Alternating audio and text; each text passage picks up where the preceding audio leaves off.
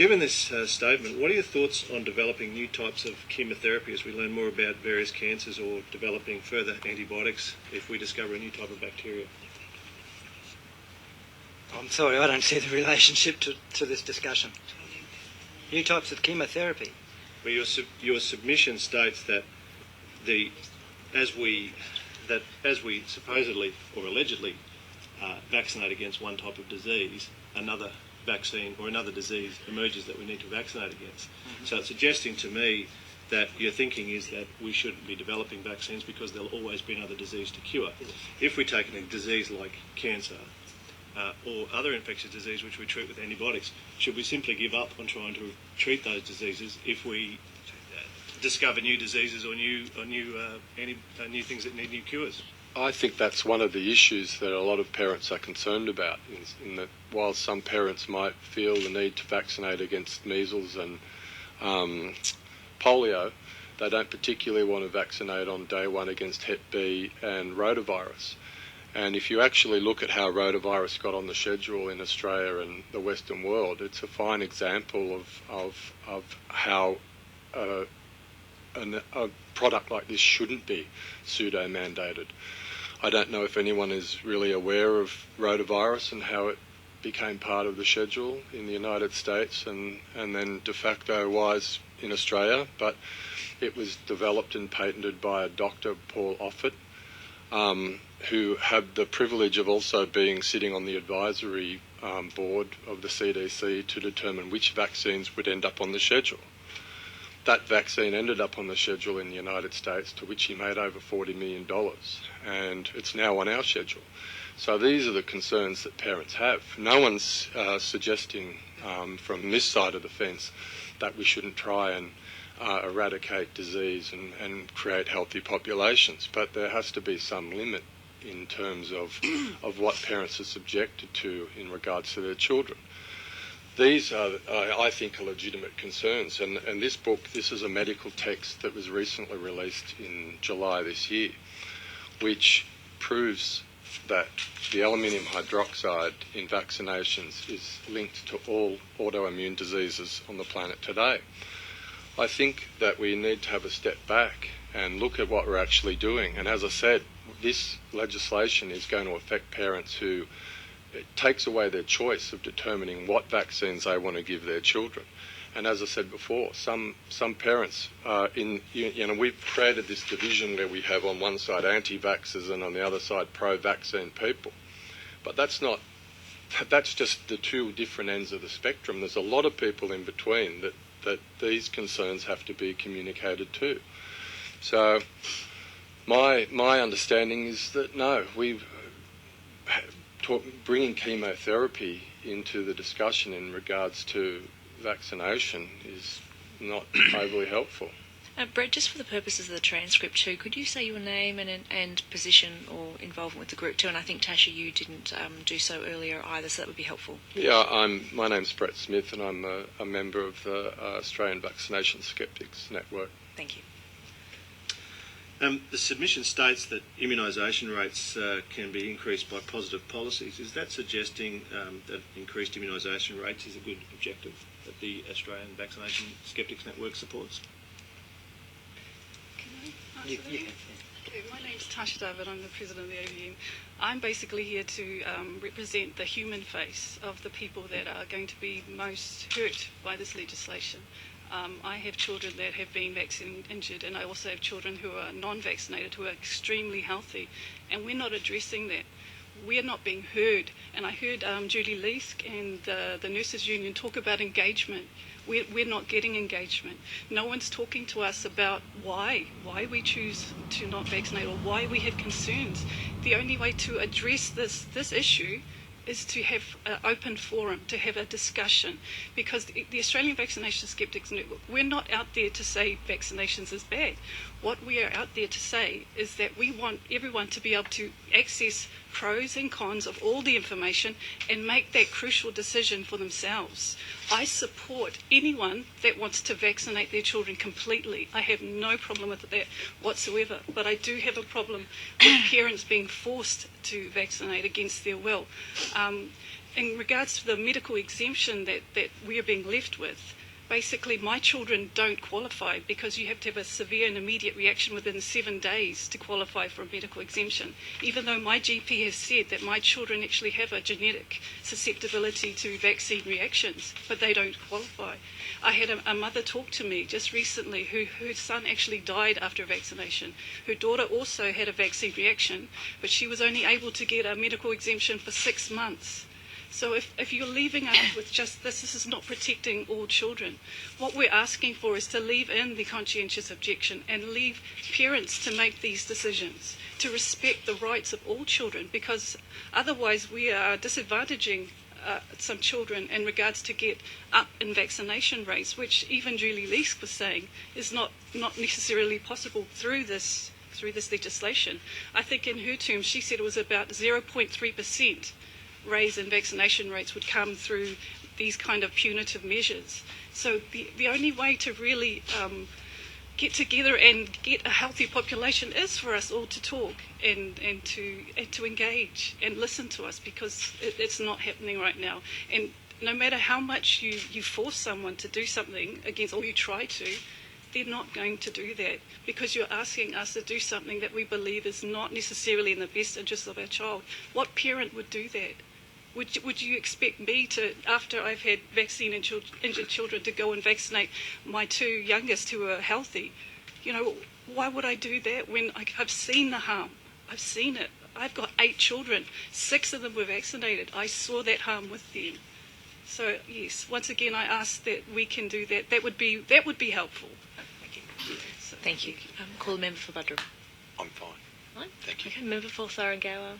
Well, thank you very much for your contributions today, and just taking up on that last point, when Associate Professor Leask was talking, she also made the opening statement that the benefits far outweigh the risk in terms of vaccination. There's a couple of questions I'd like to ask. The first one, in your, Rebecca, you've indicated in your submission that in effect, the legislation applies coercion to parents, and that therefore there is no informed consent. Now, for many years, the Queensland ambulance staff have been required to be vaccinated for hepatitis B and other diseases. This is to protect the public from these diseases. If they do not get vaccinated without medical reason, they cannot be employed and would lose their income. Would you regard that as coercion? To you? I'm asking you the question, sorry. Certainly. I think that, if I can just...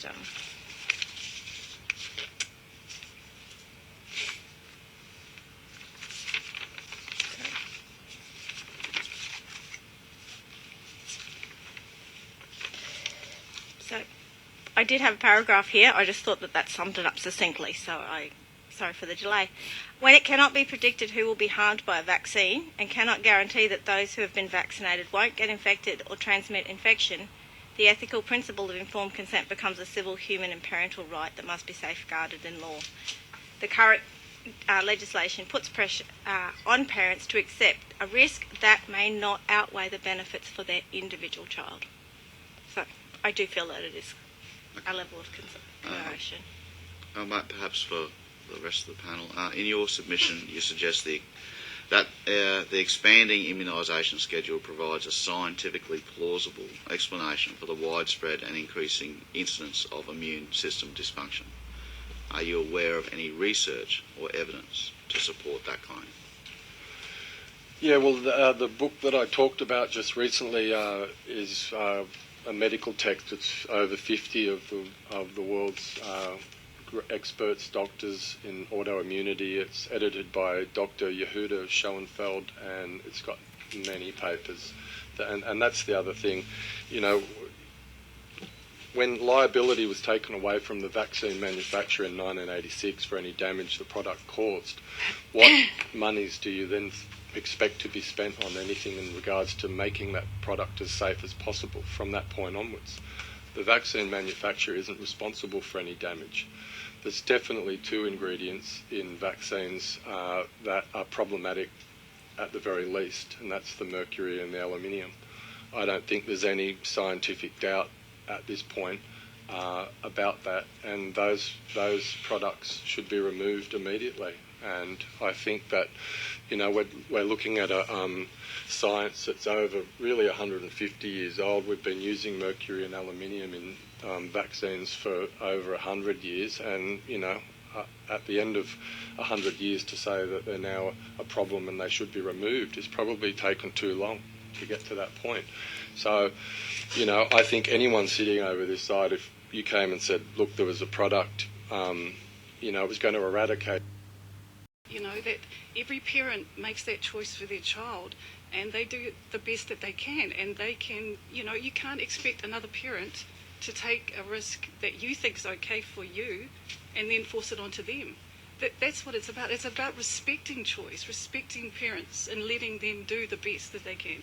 Sorry, member for Thorngower, I don't think, I'm Sorry, not sure if I understood your question. No. Can I just check, when you say fully supportive, do you mean essentially in an environment where the children are fully immunised? Is that what you meant? Yeah. Okay. Sorry, I should have expanded on that. That's okay. One thing that I did want to say in regards to that is I think that's quite a dangerous precedent to set. Do we really want to be thinking about segregation? Because this is basically what we're talking about right now. We're talking about segregating children. Segregation has never been a good thing for a society, and that's something you really need to take on board. We don't want our children to be unvaccinated here, vaccinated here. We want our children to be able to be children, to not have barriers, to be able to you know, to play and be with each other without fear, without all of this kind of ugliness, basically, and discrimination. These are the things that are coming with this kind of measure.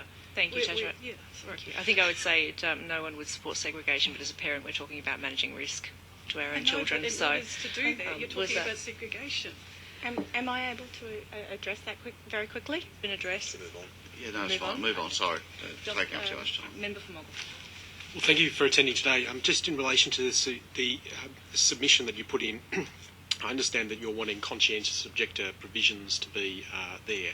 In your opinion, who is best to certify that, and should it be stored on a single database by Queensland jurisdictionally or nationally? So who should certify the conscientious objection, and where should that be stored? Can I answer that?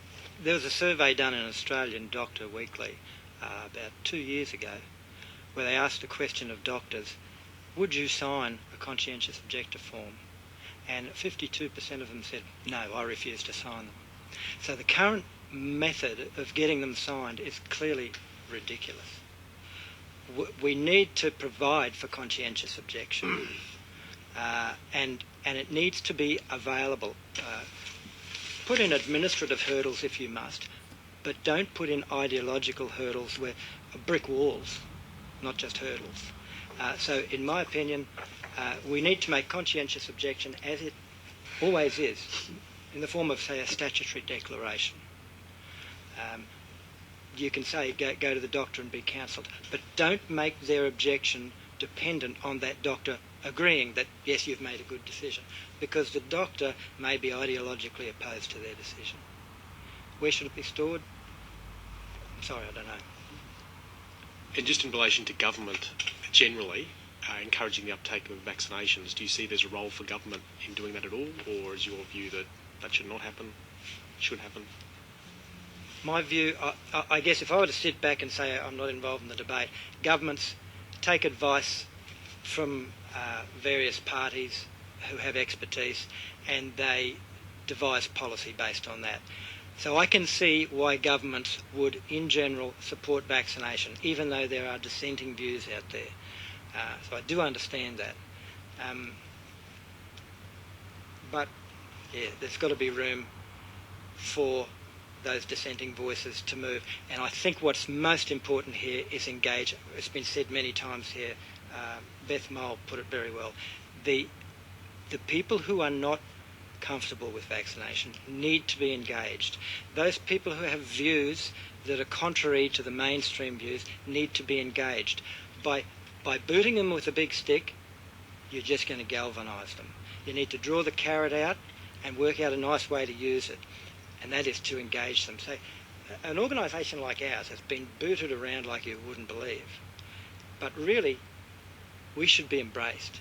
We should be engaged, and the health department, Dr. Jeanette Young, for example, should facilitate forums where we can raise our concerns and debate the competing viewpoints. You know, that's what's going to bring harmony instead of this divisiveness. So just to clarify, it is your position that there is a place for childhood vaccinations, but your position is just about choice as opposed to the role of vaccinations in preventing infectious disease transmission? You're talking about my personal position, Well, or the the position, AVN's position? The AVN's position. The AVN, you know, as strange as it might seem to you, doesn't actually have a position on vaccination.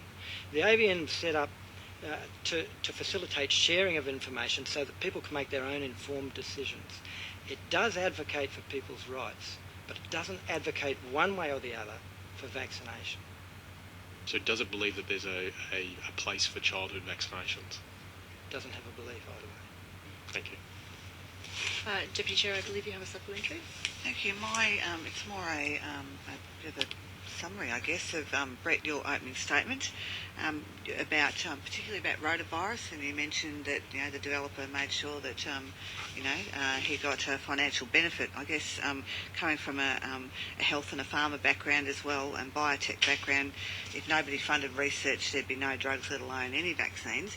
But I just wanted to put on record that rotavirus is the most common cause of severe diarrhoea in infants.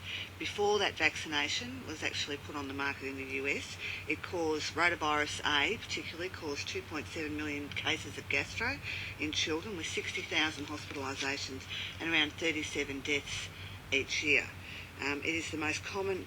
Rotavirus A is the most common cause of outbreak of severe diarrhoea in children attending daycare centres, and from a personal perspective, before that vaccine came along, I almost lost my 6-month-old son to rotavirus from severe dehydration. So I understand your comment about vaccinations and people benefiting from them, whether it's financially or otherwise, but I think the population in general benefits at a greater level. Yeah, well, that's the beauty of choice. You've made that decision and you've taken that choice. But there's a lot of parents that look at it and say, well, I don't particularly want to take the risk of having the rotavirus vaccine. And I think that those choices should be made available to parents. I think they should be able to look at the schedule and decide what communicable diseases that they want to vaccinate their children from. Thank you. Thank you. Greg, Tasha, Brett and Rebecca, thank you very much for your submission. And next we call Fleur Cross, the Diabetes Queensland.